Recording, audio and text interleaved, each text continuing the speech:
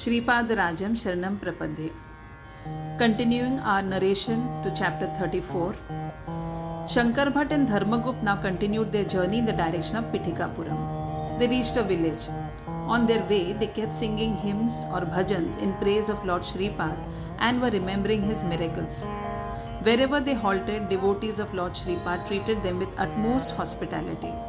In the village, they saw some men throwing away things from a Brahmin's house. The Brahmin had taken loan from a money lender and promised to return it within 15 days. But as he was unable to do so, the money lender threw away things out of his house. Both Dharmagupt and Shankar Bhatt felt pity on the man. Actually, both of them were also penniless. They, however, gathered courage and pleaded with the money lender, "Please have mercy on this poor Brahmin and extend your lease period by 2 months. It is our responsibility to see that he repays your loan." The money lender angrily retorted, "Okay, I give him 2 months extension under the condition that you both remain here till then.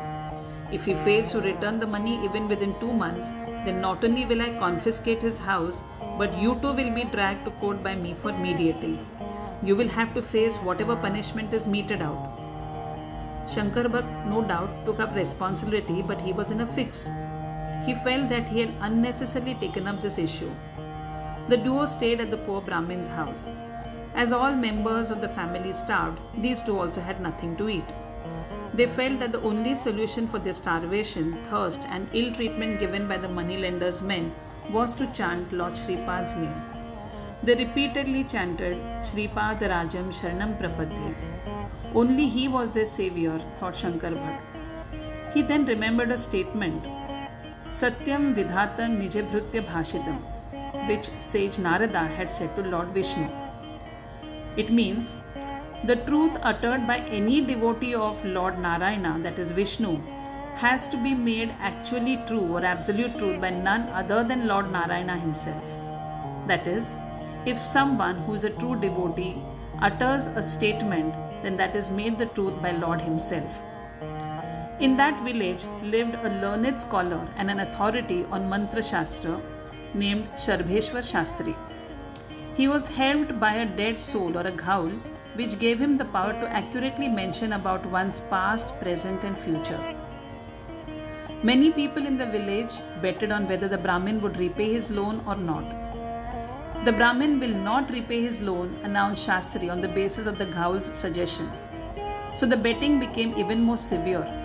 People now betted on which of the two, Sharbheshwar Shastri or Shankar Bhatt, was greater. The bet went up to 100 varahas, which is an old currency. Finally, both Dharmagupt and Shankar Bhatt were taken to court as the tenure of the loan got over. But the loan was not paid. Shankar Bhatt now prayed very earnestly to Lord Shripad. He suddenly felt a surge of energy and confidence that Lord Shripad would definitely get a solution to this issue. Sharbheshwar's sister too lived in the same village. Once, early morning, she had an inauspicious dream that she had become a widow.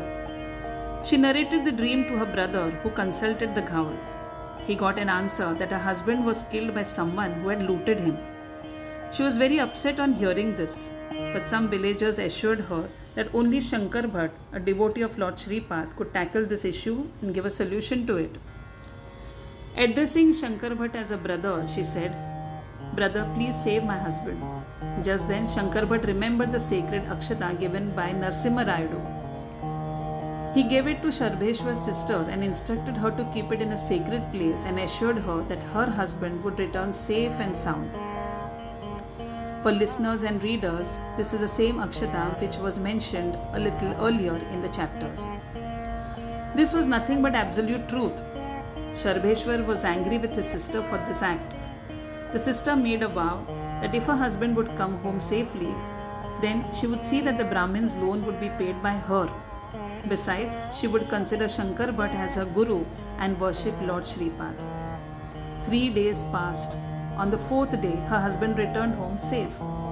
He narrated that on the way, some thieves tried to rob him of his valuables and kill him, but a Muslim well-built man fought the thieves and protected him. What a glorious miracle by Lord Shripad!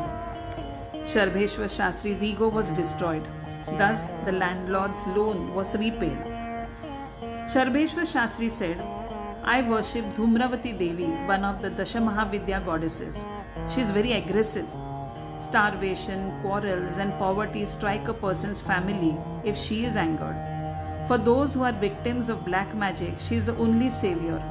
I did this service of getting people rid of black magic effects on them for a few days free of cost. But I became greedy for money. This the goddess did not like. I also established a relation with a ghoul. One should, in principle, never take help of such powers, and if one has to, it has to be done free of cost. The money obtained from such activities should be distributed to the poor and needy. Only then the ghoul will be within our control. I forgot this and behaved very selfishly. So I was wrongly instructed by this ghoul and found myself in trouble. So henceforth you, Shankar Bhatt, are my guru. Please accept me as your disciple. But Shankar Bhatt refused to be a guru.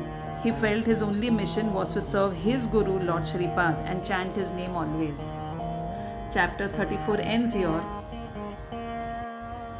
The reader or listener of this chapter will be bereft of any type of loan in his life.